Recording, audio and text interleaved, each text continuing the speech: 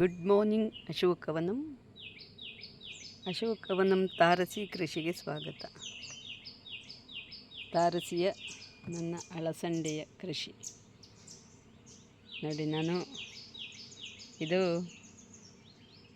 ಯಾವುದೋ ಸಾಮಾನು ತಂದದ್ದೊಂದು ದೊಡ್ಡ ಗೋಣಿ ಚೀಲ ನನಗೆ ಸಿಕ್ಕಿತು. ಅದರಲ್ಲಿ ಸುಮಾರು 50 ಬುಡದಷ್ಟು ಅಳಸಂಡೆ ಬಳ್ಳಿಗಳನ್ನು ನೆಟ್ಟಿದ್ದೆ. ಹೇಗೆ ಆಗ್ತದೆ ಅಂತ ಹೇಳಿ ಗೊತ್ತಿಲ್ಲ ಅಂತ ಹೇಳಿ ತೋರ್ತಿತ್ತು ನೋಡಿ. ಈಗ ಎಷ್ಟು ಚೆನ್ನಾಗಿ ಬೆಳೆದು ಮೇಲೆ ಹೋಗ್ತಾ ಉಂಟು, ಅಳಸಂಡೆ ಆಗ್ತಾ ಉಂಟು. ಅದರ ಜೊತೆಗೆ ಒಂದು ಬದಿಗೆ ಪಡುವಲಕಾಯಿಯ ಬಳ್ಳಿಯನ್ನು ಸಹ ಅದೇ ಗೋಣಿ ಚೀಲದಲ್ಲಿ ನೆಟ್ಟಿದ್ದೇನೆ. ಟೊಮೆಟೊ ಗಿಡಗಳು ಸಹ ಅದೇ ಗೋಣಿ ಚೀಲದಲ್ಲಿ ಉಂಟು. ಹಾಗೆ ಒಟ್ಟಾಗಿ ಒಂದು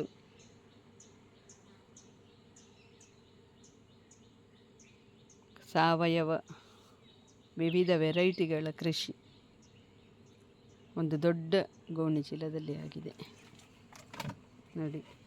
ಗೋಣಿ ಚೀಲ ಈ ರೀತಿಯಲ್ಲಿ ಉಂಟು. ಒಂದು ಭಾಗದಿಂದ ಮಾತ್ರ ತೋರಿಸಲಿಕ್ಕೆ ಆಗ್ತಾ ಉಂಟು, ಹಾಗೆ ದೊಡ್ಡದಾಗಿ ಉಂಟದು.